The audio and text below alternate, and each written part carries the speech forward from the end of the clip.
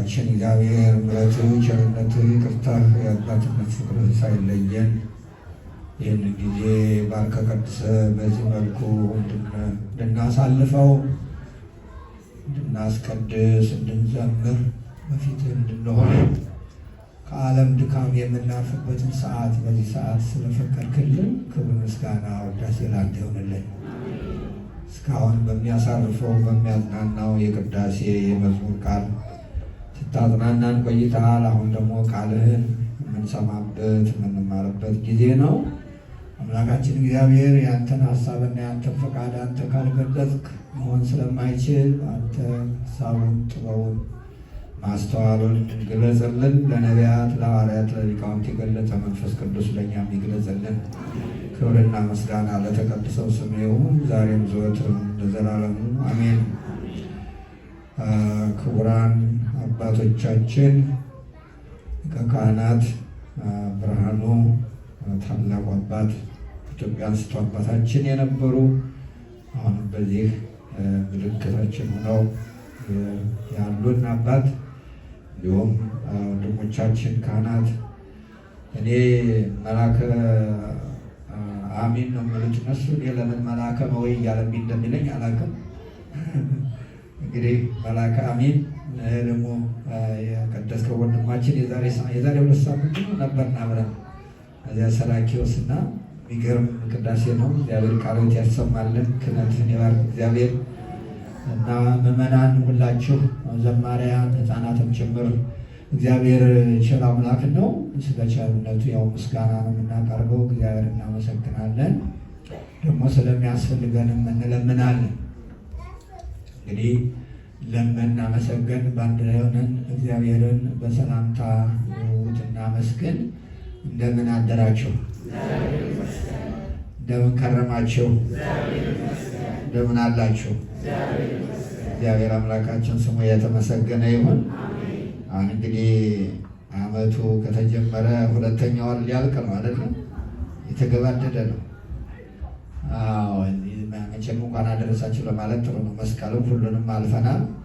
ደግሞ ይሄ ወር ደግሞ በኢትዮጵያ የተለየ ወር ነው። በሌላ ሀገር እንደዚህ እንደሆነ አላውቅም።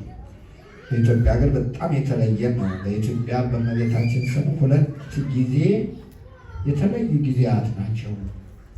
አንደኛው ይሄ ነው። ከመስከረም 25 ጀምሮ 26 ማለት ነው እስከ ህዳር 6 ድረስ ያለው ትንሽ ትልቁ የሚያከብርበት መንገድ የተለየ ነው። ገጠር ነው የኖርኩት እኔ። ከገጠር እስከ ከተማ ነው የሚከበረው እና ጽዬ የሚባል ነው።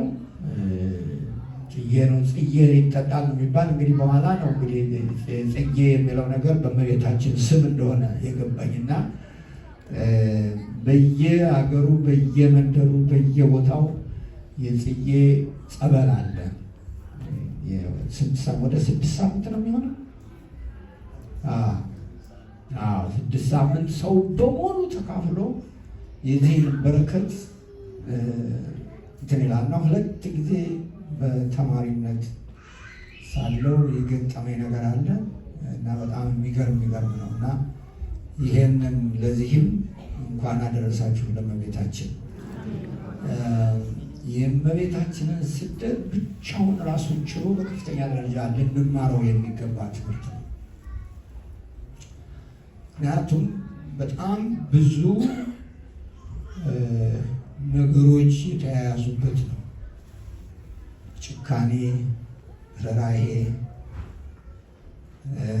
ረሃብ፣ ለጋስነት፣ ረሃብ፣ መንከራተት፣ ማረፍ፣ እነዚህ ሁሉ በአንድ ላይ የተገለጹበት ነገር ነው። የጨካኞች ጭካኔ ምን ያህል እንደሆነ አሁን በሰለጠነው ዘመንም ያን ጊዜም አንድ አይነት መሆኑን እንረዳለን።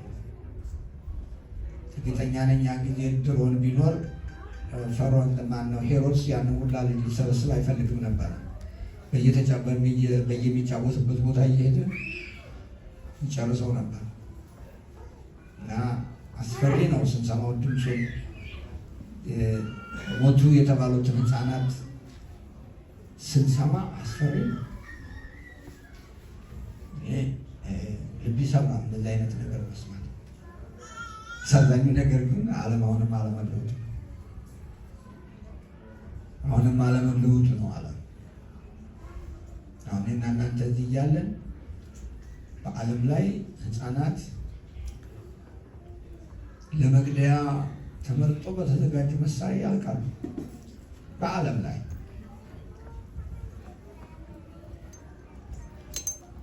ሰው ለሌላ ነገር ቢያውሉት ያውሉ እና ይህን ሁሉ ስናስብ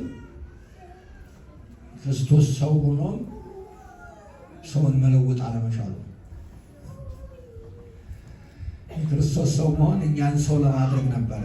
ግን ሰው አሁንም ከእግዚአብሔር ተለይቶ በመከራ መኖርን መርጧል እና ምድራችን ይሄ ነው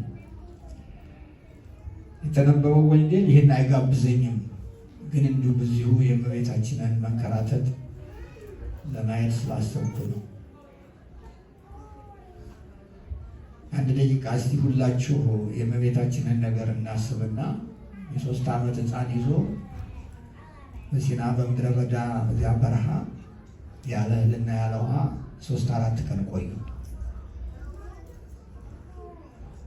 በእግር እየተንከራተታችሁ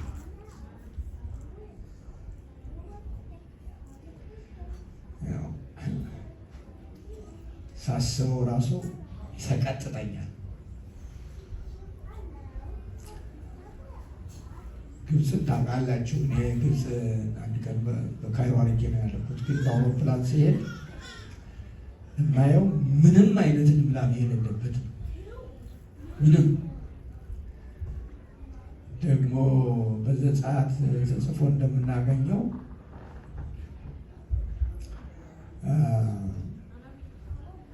የሚበቅለው እንትን እሾህ ነው። በምድሪቱ ላይ የሚበቅለው እሾህ ነው እና በዚያ እሾህ ውስጥ ነው በእግሯ ስትንከራተት የነበረችው። እና እናሰብኩና ምንድን ነው እንዲያደርገው ስል ጌታን መውለድ ነው። ሌላ እኮ አይደለም። በቅድስና ሆኖ በእግዚአብሔር መመረጥ ነው። ይሄ ሁሉ መከራ ያሳያል። ስለዚህ በእግዚአብሔር መመረጥ በዓለም ላይ ለመኖር የመጨረሻው ከባዱ ነገር ነው። ዓለም የሚሰጠን ከባዱ ልንሸከመው በስጋ ልንሸከመው የማንችል ከባዱ ነገር ነው። የታደሉት በእግዚአብሔር ተመርጠው ያንን ምርጫ አክብረው አሸንፈው ታልፈዋል። እንደነበቤታችን በረከቷ ይድረሰን። ይህንን ነው የምናስበው እና ብዙ ጊዜ እንደው ይቅርታ እንጂ የዚህ ዘመን የዚህ ወር መዝሙር ሐዘን ነበር መሆን የነበረበት። እንደዚህ በከባቢ ይህን ማለት አልነበረበትም። ለኔ ሐዘን ከሆነ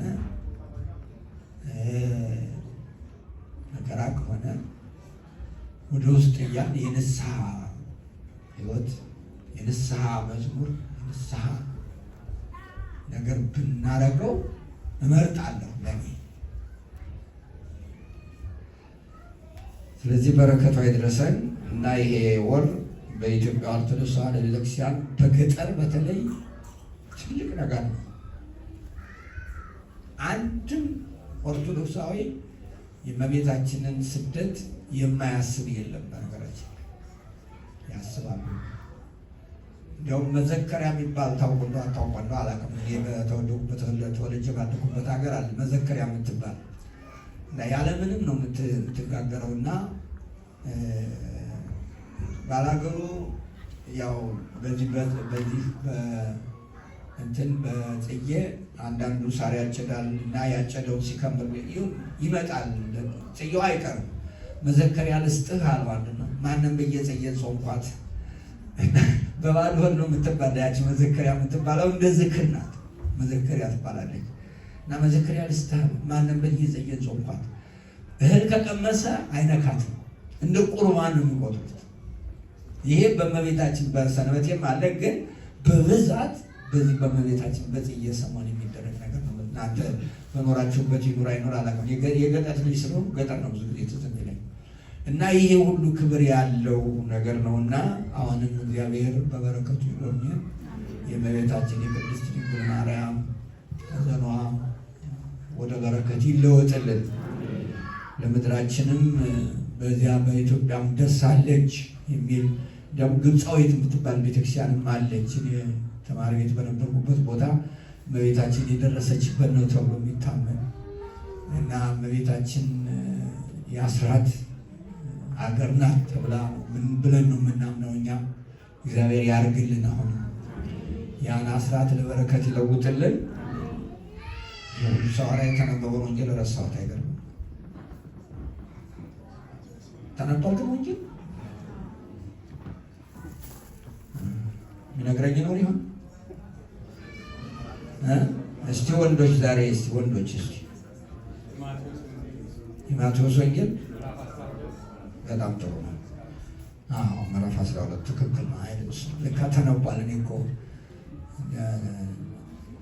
ሄጄ ነበር ማለት ነው። ደክሞኝ ነው መሰለኝ ብዙ ብያለሁ። እና በዚህ ወንጌል ውስጥ ጌታችን ኢየሱስ ክርስቶስ ታምራት አድርጎ ሁለት ነገሮች ተከናውነዋል በዚህ ወንጌል ውስጥ። በዚህ በሰንበት ነው እና በዚህ ምክንያት በክርስቶስ ላይ ተቃውሞ ሲነሳ እንመለከታለን። አንደኛው ጌታችን ኢየሱስ ክርስቶስ እና ደቀ መዛሙርቱ በሰንበት ቀን ይሄዳሉ። ሰንበት ነው። በአይሁድ ሕግ መሰረት ሰንበት በፍጹም መንቀሳቀስ አይችልም። እዚህ ይለኛል አንድ ጊዜ አሁን እዚህ ከመጣሁ በኋላ ኢየሩሳሌም ገዳማትን እንትን ለማለት የሆነ ያው ብጥብጥ ስለነበር እሱን እባካችሁ አስታርቁ ተብለን ከአዲስ አበባ አቡነ እስጢፋኖስ ከዚህ ደግሞ እኔ ሆነን እዚያ ተልከን ነበር እና እኔ የደረስኩበት ቀን ቅዳሜ ነው እና ቅዳሜ ኤርፖርት ወርጄ እነሱ አልመጣልኝ ስላሉ የሆነ ማረፊያ ፈልጌ እስቲ ልቆይ ብዬ ማረፊያ ስፈልግ በዚህ በጉግል አሳየኝ። እዚያ እንትን ይሸሰል ቤቱ ባዶ ነው። ማረፊያ ነው ግን ባዶ ነው፣ ሰው የለም። ምንድን ነው ስል ሰንበት ነው፣ አስተናጋጅ የለም፣ ምን የለም። አሁን እኮ ነው በእኔና በእናንተ ዘመን አስተናጋጅ የለም፣ ምን የለም፣ ምን የለም። ምንድን ነው ሳባት ነው፣ እንቅሳቀስ ክልክል ነው። እና እኔ የኔ አይነት ሰው ምንድን ነው የሚያደርገው? ገንዘብ ካሽ ከሆነ ከሱ አስቀምጠው፣ ሳጥን አለ ይህን ያህል ብር አስቀምጥ የሚል አለ፣ እሱ አስቀምጠው። በካርድ ከሆነ ግድ የለም እናገኘዋለን። ቤቱ ክፍት ነው። ገባሁ፣ ቆየሁ የምችለውን ያህል። ከዚያ ወጥቼ ክፍቱን ትቼው ማን ይነቀዋል? ለምንድን ነው አልኩኝ፣ ሰንበት ነው፣ ጸጥ ብላለች ምድሪቱ። አሁን በዚህ ዘመን ነው ምናምን የዛሬ 2 ዓመት የዛሬ 3 ዓመት ነው የምነግራችሁ። እና አይሁድ እንደዚህ አድርገው ነው የሚያከብሩት ሰንበትን እንዲህ አድርገው። ለመሆኑ ሰንበት ምንድን ነው? መነሻውስ ምንድን ነው? ይችን እንበልና ወደዚህ ሄዳለሁ። ሰንበት የተጀመረው ከፍጥረት ጋር ነው። እግዚአብሔር አምላካችን ዓለምን ፈጥሮ አጠናቀቀ፣ ጨረሰ ማለት የመፍጠር ነገሩን አከናወነ፣ ጨረሰ። ስራ ቆመ ማለት አይደለም። በቃ ያንን ነው የሚፈጥረው። ያን አረገና ከዛ በኋላ በሰባተኛው ቀን አረፈ ይላል። ያ ሰባተኛ ቀን እረፍት የሚባለው ዘላለማዊ እረፍት ነው። ሰውም ከኃጢአት በፊት በዚያ የእረፍት ህይወት ነበር የሚኖረው። ከኃጢአት በፊት አዳም ስራ አለው። ገነትን በገነት አስቀመጠው ያበጃት ዘንድ ነው አይደል የሚለው።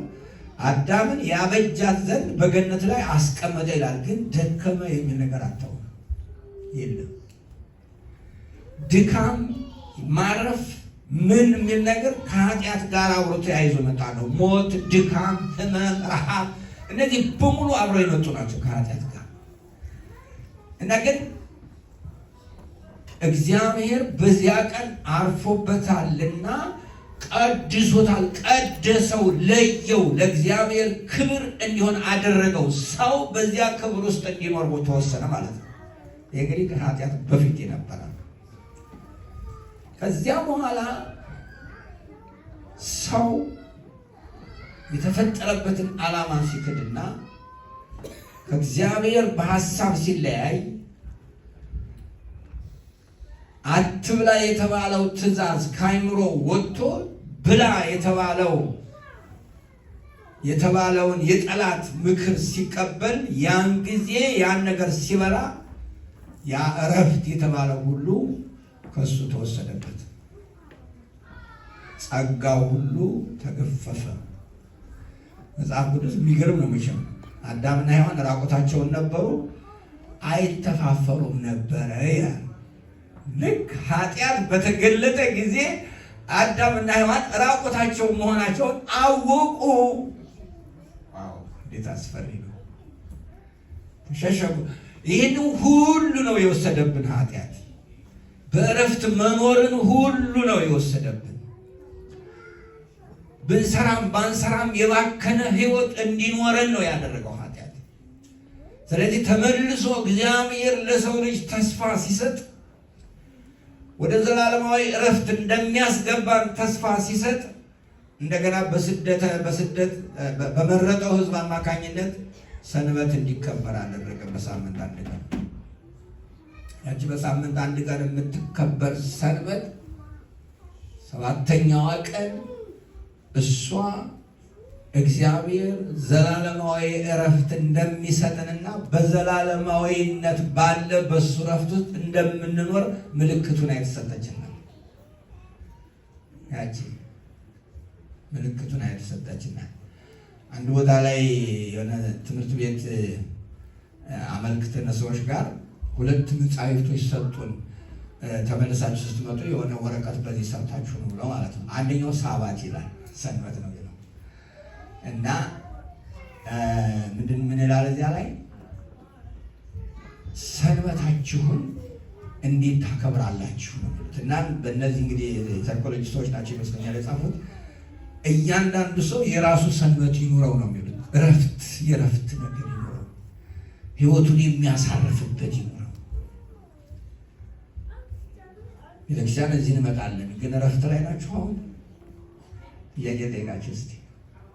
ነፍሳችሁ አርፋለች? ልባችሁ አርፏል? ውስጣችሁ አርፏል? ሰንበት የሚለው ነገር በዚያ ላይ ማረፍ።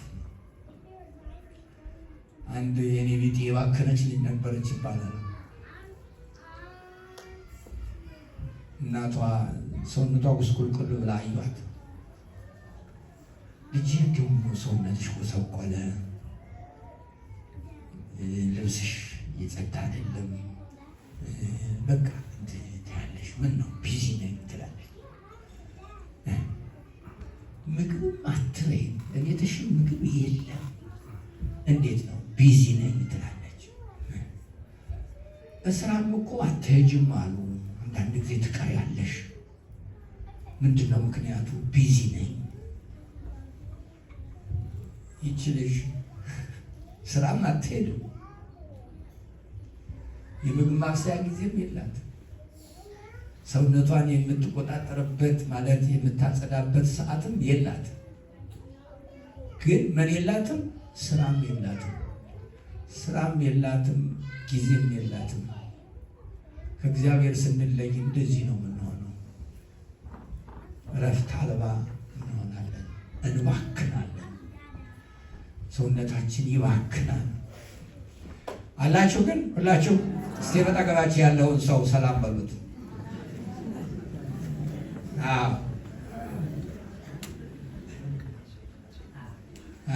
ማን እንዳለ እንኳን የቤተ ክርስቲያን ማን ነበረ ብትባሉ ምን ትላላችሁ?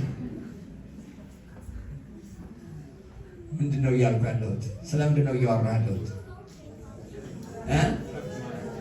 ስለ እረፍት፣ ስለ ሰንበት ነው እያወራሁ ያለሁት። ስለዚህ እንዲህ አይነት የሰንበት አከባበር ነበረ እና በብሉይ ኪዳን 3 የሰንበት አከባበር አይነቶች ነበሩ። ሳምንታዊ፣ ወርሃዊ፣ ዓመታዊ የሚባሉ ነበሩ። በሳምንት አንድ ቀን ይሄ ያልኳችሁ ሰባተኛው ቀን የተከበረ ነው። አሁን እስራኤል ሀገር ብትሄዱ ዓርብ ማታ የሆነ የሚደወል ደወል አለ። አሁን እስራኤልን ግራ ሳያጋባቸው አልቀረም እንጂ የሮኬቱ ደወል ያን ጊዜ እሱ ብቻ ነበር ድምፅ የሚሰማው። ዓርብ ማታ እሱ ሲሰማ ሁሉም መኪና ቆሞ በየቦታው መኪናውን ካለበት እንኳን አይነሱም። ጸጥ ነው የምትል ከተማዋ። እንደዚህ አይነት እረፍት አላቸው። ኢየሩሳሌም ሄዳችሁ እንደሆነ ሰንበት ካለምንበት ሆቴል ቅስቅስ የሚባል ነገር የለም። ጸጥ ነው። ሰንበት የተከበረ ይሄ በሳምንት ነው። በሰባት ዓመት ደግሞ ሙሉ ዓመት ይከበራል። ይህን ታምናላችሁ? በሰባተኛው ዓመት ሙሉ ዓመት። በነገራችን ላይ ክሬዲት ካርድ ዕዳ ያለበት ሰው በሰባት ዓመት ይጠፋለታል ሲባል ሰምታችሁ ታውቃላችሁ? እዚህ በክሬዲት ካርድ የተያዛችሁ 7 ዓመት እስኪሆናችሁ ድረስ ጠብቁና ልክ ሰባተኛው ዓመት ዜሮ ይገባላችኋል። እንዲህ አይነት እንትን ሰምቻለሁ። ተከታተሉት። ሰምታችሁ አታውቁም? ተከታተሉት እስኪ። አንዳንድ ዋልጌዎች ያችን ያባክኑና 7 ዓመት ጠብቀው ነፃ ሲሆኑ እንደገና እንትን ይላሉ። እና ይሄዳ ዛሬ በኢየሩሳሌም በእስራኤል ሀገርም 7 ዓመት አንድ ሰው ከአንድ ቤት ውስጥ 7 ዓመት ይኖራል። ቁልፍ ነው የሚያዘው እዚያ ጋር። ልክ 7ኛ ዓመቷ 12 ሰዓት ስትሆን ሚድናይት ስትሆን ቶሎ ብሎ ቁልፉ ካልተቀበለ ሌላ 7 ዓመት መጠበቅ አለብህ። እንደዚህ አይነት እንትን አለ የውል መወያያ። ይህ በ7 ዓመት አንድ ጊዜ ሙሉ ዓመት እረፍት ይሆናል። ከዚያ ሁለተኛው ደግሞ ኢዮቤልዩ የሚባል ነው። በ49ኛው ዓመት ለ50 እንደገና እረፍት ይሆናል። የእረፍት ዓመት ሙሉ እረፍት እና ሲተነትነው መጽሐፉ በምድሪቱ ያሉ ሰዎች ምድሪቱ እንድታርፍ ነው የሚሉ። ምድሪቱ ታርፋለች። የሚታረሰው ምን የሚለው ያርፋል። እዚያ ከሚበቅለው ድሃዎች ይበላሉ። ገቦ የሚባል ሰምታችሁ ታውቁ እንደሆነ ገጠር ካላደረጋችሁ ይሄ ነገር አይገባችሁም። ገቦ የሚባል ያልተዘራው የሚበቅል ማለት ነው። አንዳንድ ጊዜ የተባረከው ምድር ስንዴ ተዘርቶ ባቄላ አብሮ ይበቅልና ባቄላውና ስንዴው እኩል ዘር ሆኖ በፍሬ ይደርሳል። ምናልባት ገጠር አድርጋችሁ ትወልበት። እንዲያውም ያ ባቄላ እንዴት እንደሚያምር ልነግራችሁ አልችልም። ስለዚህ እንደዚህ አይነት ገቦ የሚባል ባለፈው ዓመት የነበረው እዚያው ይረግፍና መሬቲቱ እንደገና ያንን ነገር ትሰጣለች። ያ ለድሆች ነው የሚሰጠው። በምድሪቱ ላሉ ድሆች፣ እንስሳዎች፣ አውሬዎች በሙሉ ያንን ደስ ብሏቸው ይከርማል። ሁሉም እንዲያልፈበት የተባለ ይሄ 49ኛው ቀን ኢዮቤልዩ የሚባለው። በነገራችን ላይ ክርስቶስ የመጣው በኢዮቤልዩ ነው። የኛ ኢዮቤልዩ ሆኖ መጣል እረፍት ሊሰጠን ዘላለማዊ እረፍት ጋር ናቸው። ዘላለማዊ እረፍት ይሰጠን ዘንድ እሱ ሰው ሆነ፣ እሱ ተንከራተተ፣ እሱ ድሃ ሆነ እኛን ሀብታም ያደርገን ዘንድ። ስለዚህ ይሄ ክብረ እየተከበረ ባለበት ጊዜ ነው ጌታችን ኢየሱስ ክርስቶስ ሰው ሆኖ ማስተማር የጀመረው ነው። እዚህ ለመድረስ ነው ይህን ታሪክ የተደረገው። ሰው ሆኖ ለማስተማር መጣ። ደቀ መዛሙርቱን አስከትሎ አንድ ቀን ሲሄድ ደቀ መዛሙርቱ በእርሻ መካከል ይሄዱ ነበር ይላል ማቴዎስ ነው እንደዚያ የሚለው። እና ርቧቸው ስለነበር እሸት ቀጥፈው በሉ ነው። በነገራችን ላይ አሁንም ኢትዮጵያ አሁን ይኑር አይኑር አላውቅም። እኔ አንድ ጊዜ ትዝ ይለኛል በዚህ የቋቋም ቤት እየተማርን ስንሄድ የንታ ነው የምናለው። ሁሉም የንታ ነው የሚባል በቄስ ትምህርት ቤት ትልቁም ትንሹ የንታ እባክዎት ቃሪያ ይስጡን አልናቸው። ቃሪያ ታውቃላችሁ እንዴ? ውይ ምን አልኳችሁ ጌቶቼ? ምን በደልኳችሁ? ገብታችሁ ውሰዱ የቻላችሁት። ምን በደልኳችሁ? ውይ ዋበስ ገበርኩ። በሉ ግቡና ውሰዱ የምችሉት ጌቶቼ። አይከለከልም። ሽምብራም ነቅለህ ትበላለህ፣ አተርን ነቅለህ ትበላለህ፣ ቃሪያውን ለቅመህ ትወስዳለህ። በረከት ነው ይላሉ። ልክ እስራኤል እንደዛ ነው። ሲያልፉ እርቧቸው ስለነበር እየቀጠፉ በሉ እሸቱ። ያን ጊዜ ፈሪሳውያን የሌላውን የሚያው ማለት ነው። የራሳቸውን የሚያው ሌሎቹን የሚያው አይደል? ሰንበት ነው። ተማሪዎች ሰንበትን ሻሩ አሉት። በዚህ ምክንያት ክርስቶስ ትምህርት ሰጠ። እሱ ሰንበታችንን ሊሆን ትምህርት ሰጠ። እንዲህ ነው የሚለው። ይቀጥፉ ነበር። እንዲህ ግን ደቀ መዛሙርቱ ተራቡና እሸት ይቀጥፉ ይበሉም ጀመር። ይቀጥፉ ይበሉም ጀመር። ተርበው ማለት ነው። ከዚያ ፈሪሳውያን አይተው እነሆ ደቀ መዛሙርት በሰንበት ማድረግ ያልተፈቀደውን ያደርጋሉ አሉት። በሰንበት ማድረግ ያልተፈቀደውን። አሁን እንግዲህ እዚህ ላይ ሰንበትን የሆነ ማዛባት ውስጥ አስገብተውታል ማለት ነው። ሰንበት ሲጀመር የመጀመሪያው የሰንበት አጀማመር ሰው ከእግዚአብሔር ጋር ሆኖ ልቡና አይምሮን እንዲያርፍበት ነው፣ እንዲያሳርፍበት ነው። እዚያ ያለፈ ነገር አልነበረም ሰንበት። እነሱ ግን እዚያ አውጥተው መንቀሳቀስም እንዳይቻል፣ ቅድም እንዳልኩት ቤትም ከተዘጋ እንዳይከፈት፣ ከተከፈተ እንዳይዘጋ፣ ከተቀመጠ እንዳይነሳ፣ ከተነሳ እንዳይቀመጥ የሚል ቅፍድድ የሚያደርግ ሸክም ጣሉበት ማለት ነው። ስለዚህ ጌታችን ኢየሱስ ክርስቶስ ይህንን እዚያ ሲያደርግ የሰንበትን ምንነት ለማስተማር ነው ብዬ አስባለሁ። እና ምን አደረገ? እነሆ ደቀ መዛሙርት አሉ። እርሱ ግን እንዲህ አላቸው። አሁን ታሪክ ነው የሚያቀርብላቸው። ታሪክ አቀረበላቸው። መጀመሪያ አዎ ሰንበት ትክክል ነው፣ ይከብራል። ሰንበትን አታክብሩ አላለም። አከባበሩ ላይ ነው። ማንኛውም እኛ የምናደርገውን ክርስቶስ አልተቃወመም። የተቃወመው ማንም ነገር የለም። ግን አደራረጉ ላይ ነው ክርስቶስ ጥንቃቄ እንድናደርግ የፈለገው። ለምሳሌ ስለ ጾም ሲሰጥ ስትጾሙ አለ እንጂ አትጾሙ የሚል ነገር የለም። ስለዚህ በአጿጿሙ ላይ ነው። እንዴት ነው መጾም ያለብን? እንዴት ነው በዓል ማክበር ያለብን? እንዴት ነው ሰንበትን ማክበር ያለብን? እንዴት ነው በቤተ መቅደስ በቤተ ክርስቲያን ማገልገልና መገልገል የምንችለው? ይህንን ነው ማስተካከል ይፈልገ እንጂ ስርዓቱ ይሄ ደስ ይላል። የኛ በጣም የሚያስደስት ነገር ነው። በተለይ ቅዳሴያችን እንዴት ነፍስን እንደሚያረካ ልነግራችሁ አልችልም። ትልቅ ነገር ነው። ነገር ግን ውስጣችን ካልተለወጠና ስርዓት ብቻ ከሆነ ክርስቶስ በዚህ አይነት ነገር ጥያቄ ያስነሳብናል። ስለዚህ እነዚህ ሰዎች ሰንበትን ሳይሆን የሰንበትን አከባበር አዛብተውት ነበር ማለት ነው። ስለዚህ ምን አላቸው? እሱ ግን እንዲህ አላቸው፣ ዳዊትና ከእርሱ ጋር የነበሩት በተራቡ ጊዜ እርሱ ያደረገውን ወደ እግዚአብሔር ቤት እንደገባ ካህናትን ብቻ እንጂ እርሱና ከእርሱ ጋር የነበሩት ሊበሉት ያልተፈቀደውን የመሥዋዕቱን ህብስት እንዴት እንደበላ አላነበባችሁምን? አላቸው። አሁን ምንድን ነው እየነገረን ያለው? ጌታችን ኢየሱስ ክርስቶስ ለእነዚህ ሰዎች መልስ እየሰጠ ያለው ምንድን ነው? በአንድ ወቅት ዳዊት ረሃብ ውስጥ ወደቀ። በጣም ተራ እና አንድ ካህን ቤት ሄደ። የሚበላ ፈልግልን አለ። የሚበላ ነገር የለንም፣ ግን የተቀደሰ ህብስት አለ፣ ካህናት ብቻ ሊመገቡት የሚገባ። እናንተ ንጹሐን ከሆናችሁ እሱ አለ። አይ እኛ ንጹሐን ነን እና ያስፈልገናል ብሎ በሉ። ያ ምንድን ነው?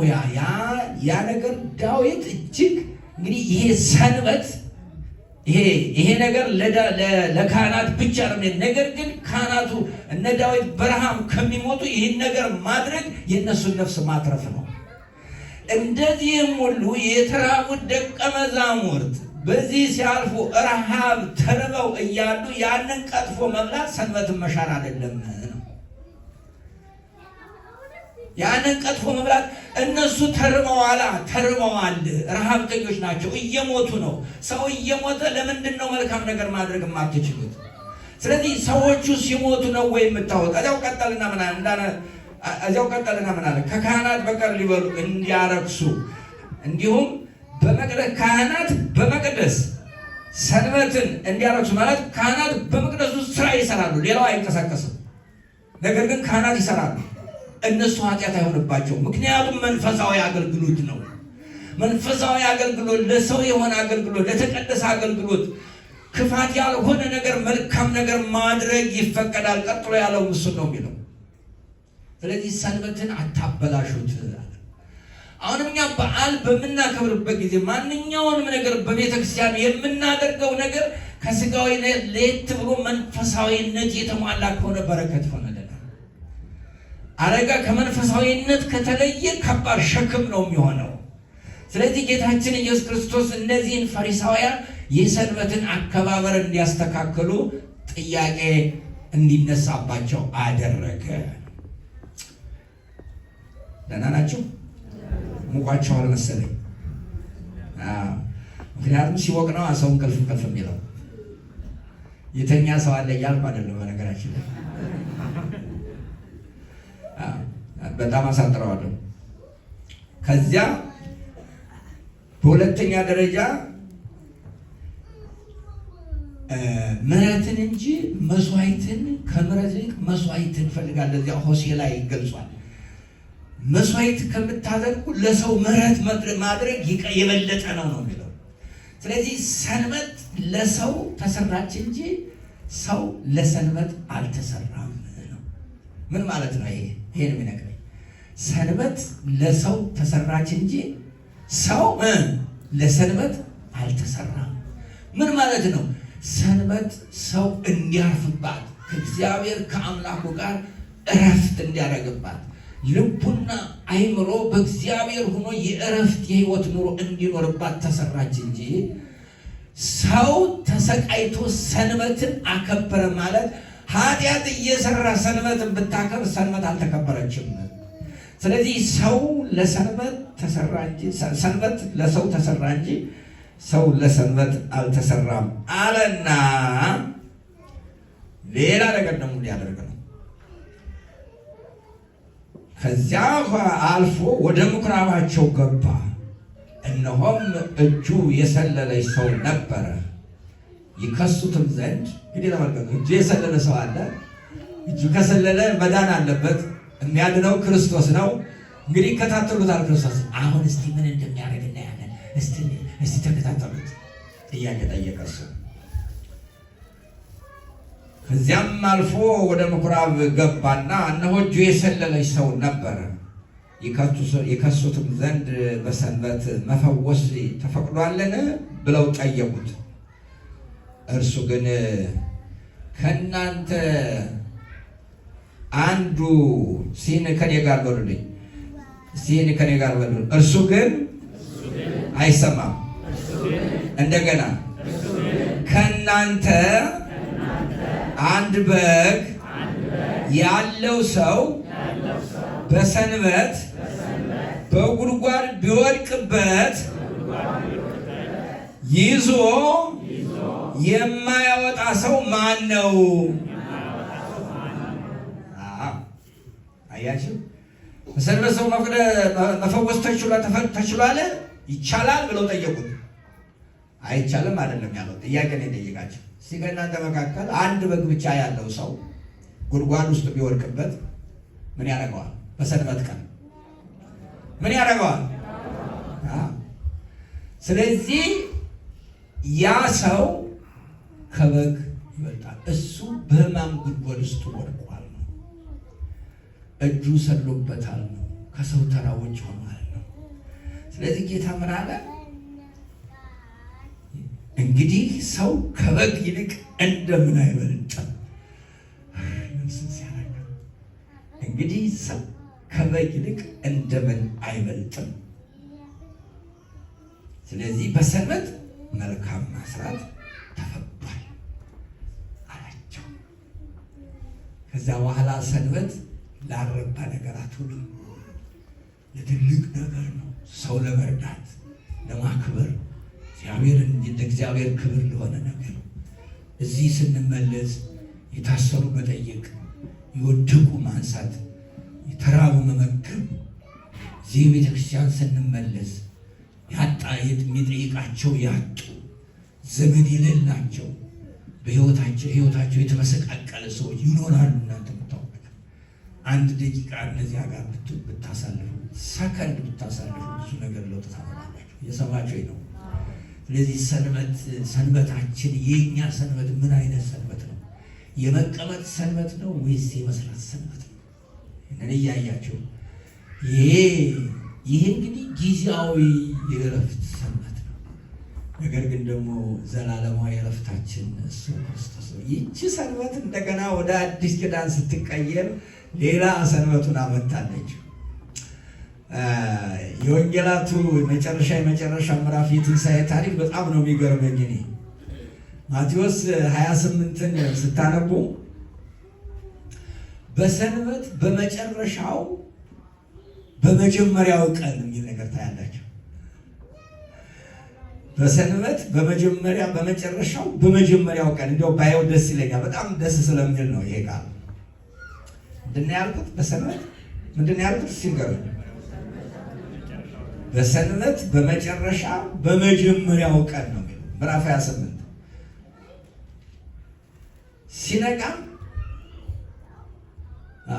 ሲነጋም የካህናት አለቆች የሕዝቡ ሽማግሌዎች በዚያ ይቅርታ እንዴት እኮ ወይ ጉድ! በሰንበት መጨረሻ መጀመሪያው ቀን ሲነጋ ነው። ሰንበት አልቆ እንደገና ሲነጋ። ሰንበት ያለቀችው መቼ ነው? ቅዳሜ አለቀች። ሲነጋ ማን ነው የሚሆነው? እሑድ። የቀን መጀመሪያችን ሆነችልን እንደገና የእኛ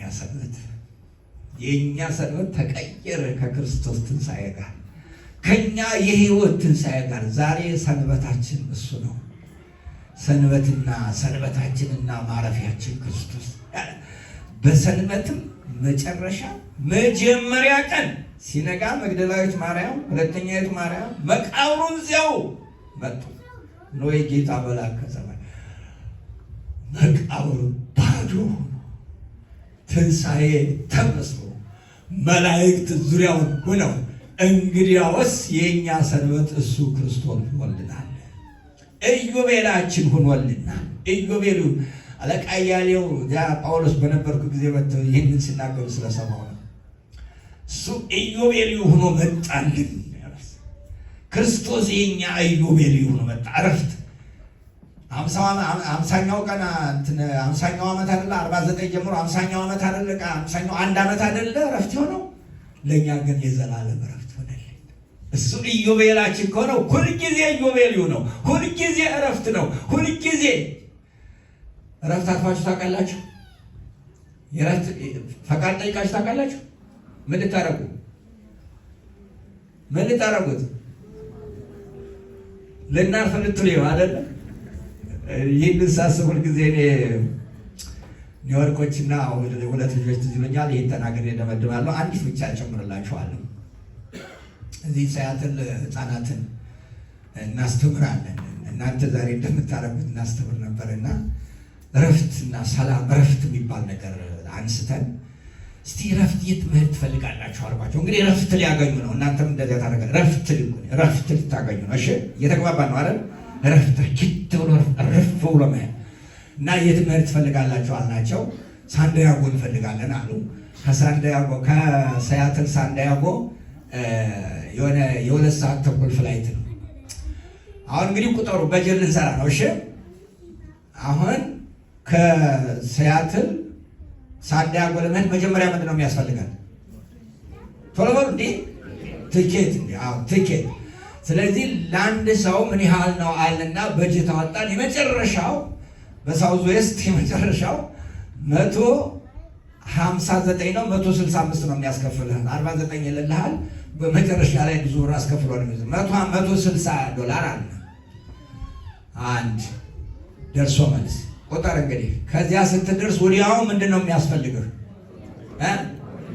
ሆቴል።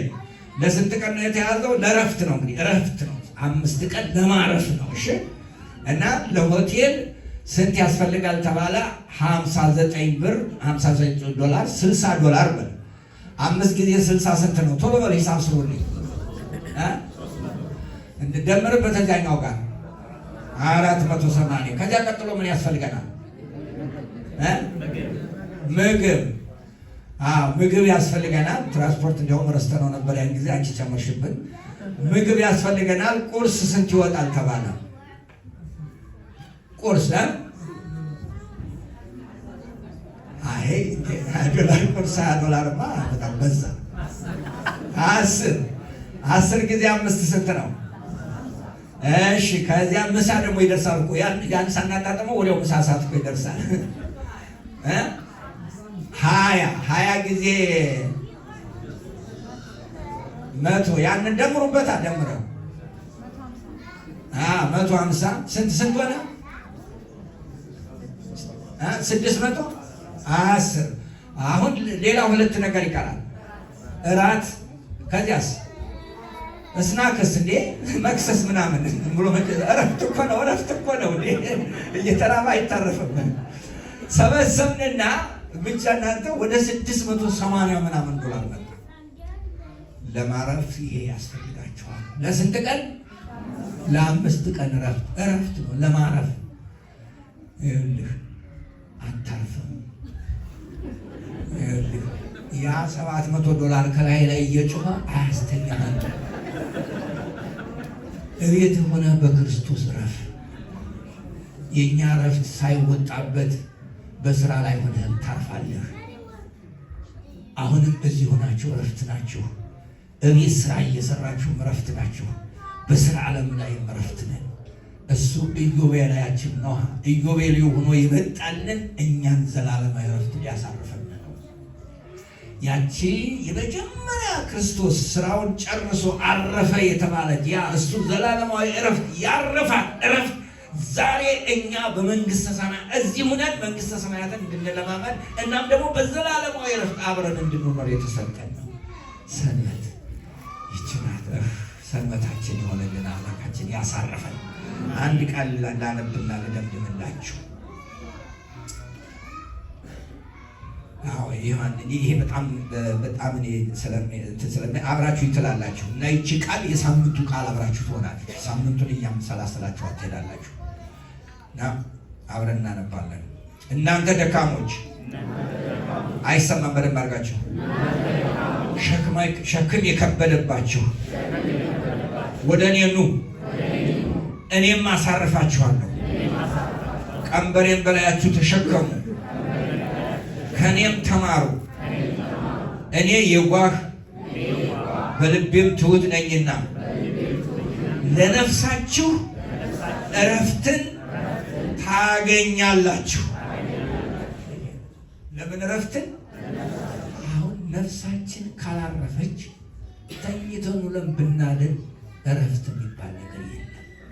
ለነፍሳችሁ እረፍት ታገኛላችሁ። ስለዚህ የነፍስ እረፍት አግኝቻለሁ። ሸክሜን የሚሸከምልኝ አምላኬ አለ። አንድ ቀን ለመመጻደቅ አይደለም እረፍት ትዝ ብሎኝ አያውቅም። በነገራችን ከስራ ላይ ማረፍ ነው ትዝ ብሎኝ አያውቅም። ግተኛ ነው የምናጠሩ እንደዚያ ናቸው። ሰባቲካ የሚባል ይሰጧቸዋል እዚህ ሀገር 1 ዓመት በየ7 ዓመቱ ነው የሚሰጧቸው ለመምህራን እዚህ ሀገር። ግን በዚያች ግን ደም ተፍተው የሆነ ሪሰርች ሰጥተው መምጣት ያለባቸው ገንዘብ ለማግኘት። እንደዛ አይደለም ሰው የሚሰጥ እረፍት፣ እንደሱ አይደለም። ኒውዮርክ ለእረፍት ይመጣሉ ሰዎች። የመጡበት ቀን በጣም ይደሰታሉ። በሁለተኛው ቀንም ይደሰታሉ። በሶስተኛው ቀን ይደሰታሉ። በአራተኛው ቀን ደስታቸው እየዘቀጠ ነው የሚሄደው። ምክንያቱም ክሬዲት ካርድ ከላያቸው ላይ ይጮሃል።